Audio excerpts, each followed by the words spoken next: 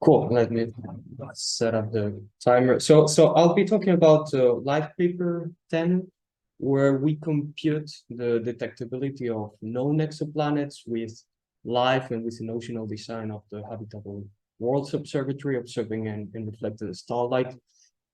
Like just a brief introduction. We know we have some observational biases affecting the population of exoplanets that we have discovered. The transit technique has been extremely successful in discovering new planets, but this is biasing the planets that we know towards hot exoplanets on short period orbits. And then we have a very interesting population of non-transiting planets, many of them discovered in radial velocity, which are not accessible for atmospheric characterization. So we do need direct imaging observations to unveil the atmospheres of these worlds, many of which are long period cold and temperate exoplanets. And this has been recognized by the different community reports. So I'm following Sasha's advice, and I'll be briefly mentioning the ESA Voyage 2050 report. We know the Astro 2020 Decalogue survey in the US recommended a direct imaging telescope in the optical and near infrared wavelength range capable of performing direct imaging observations of exoplanets in the habitable zone. ESA Voyage 2050 recommended the study of a mission capable of directly imaging temperate exoplanets in thermal emission. And even though this report is not written in stone, we can already get some order of magnitude idea of what ESA was thinking about, or the committee who wrote this report. So they say if at least 10 temperate exoplanets can be characterized with such a mission, they recommend this topic to be selected as a large mission for ESA. They also say we need to observe a sample of temperate planets with varying sizes and insolation levels. So this includes planets which are close to the habitable zone but are not optimal habitable zone planets. So with this, it is mandatory to answer the question of what is the parameter space for each of the direct imaging missions that will be appearing in the coming years and decades.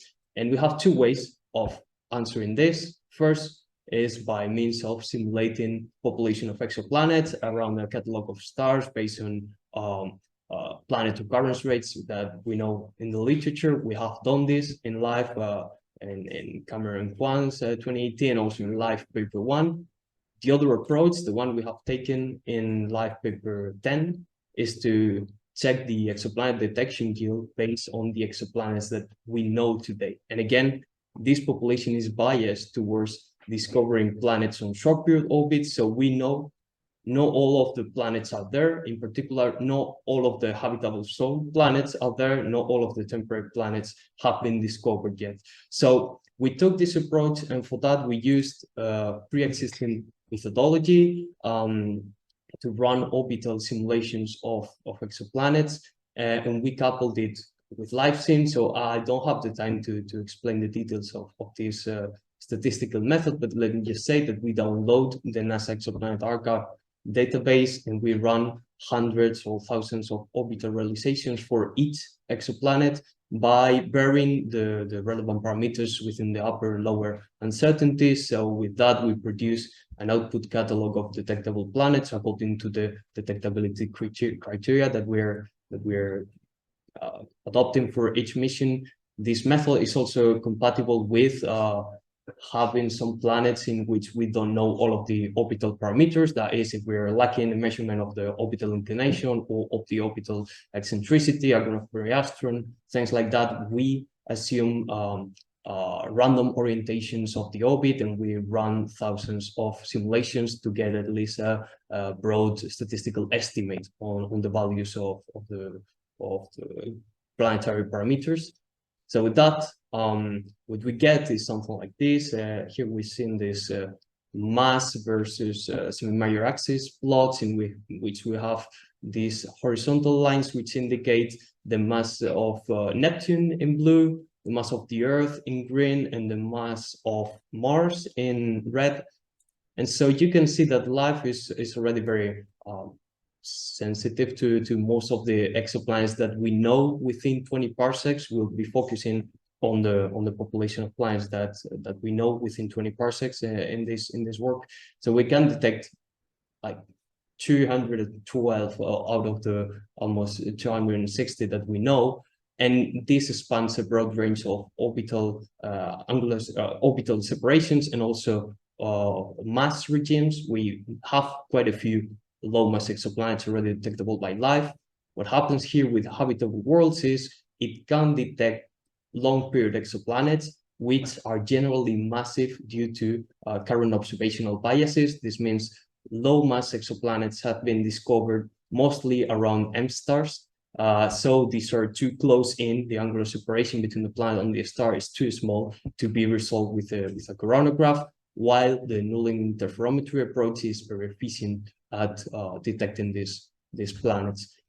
Nevertheless, we have about 50 exoplanets which are really common targets for life in emitted light and habitable worlds in reflected starlight. But you can see that these are in the super Earth, sub-Neptune regime, and also in the giant planet regime. We don't have that many planets with temperatures, equilibrium temperatures, or mass close to that of the Earth.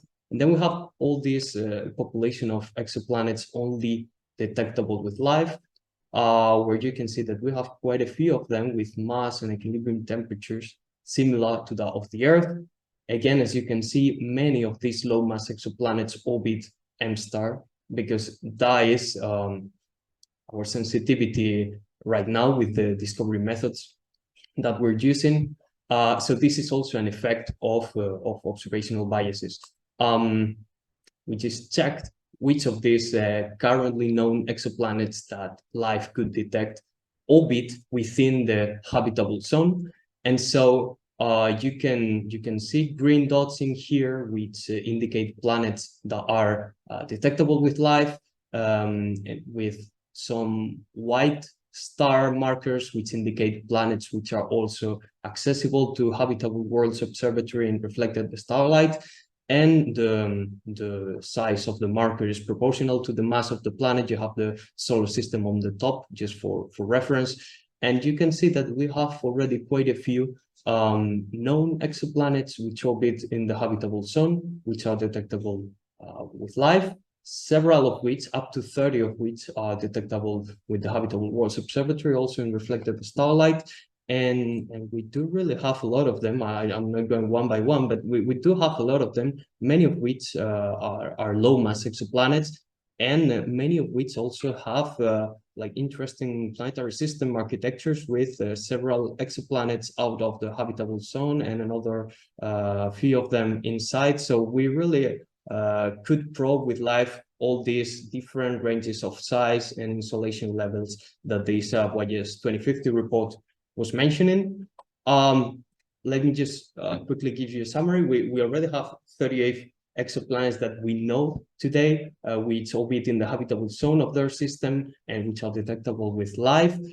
We tested different possible configurations of life, like pessimistic 1 meter size telescopes, reference 2 meter size telescope, optimistic 3.5 meter telescope. All of the results I've been showing are for the reference configuration, but even in the pessimistic case, we can detect more than 30 habitable zone planets with life. So that is good news. We already have about 50, which are common targets for both life and habitable worlds.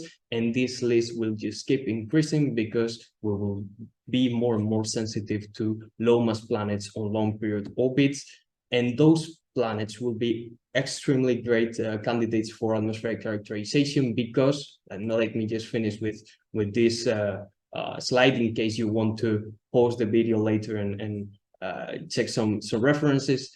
Like the science that habitable worlds and life combined will do, it's much greater than the sum of each individual measurement individually. So we could really start breaking the degeneracy between the radius and the albedo of the planet. We could derive some the planet energy budget. We could start detecting eventual greenhouse effect on temperate exoplanets. So the prospects to simultaneously characterize planets in thermal and reflected starlight are really great with the planets we already know.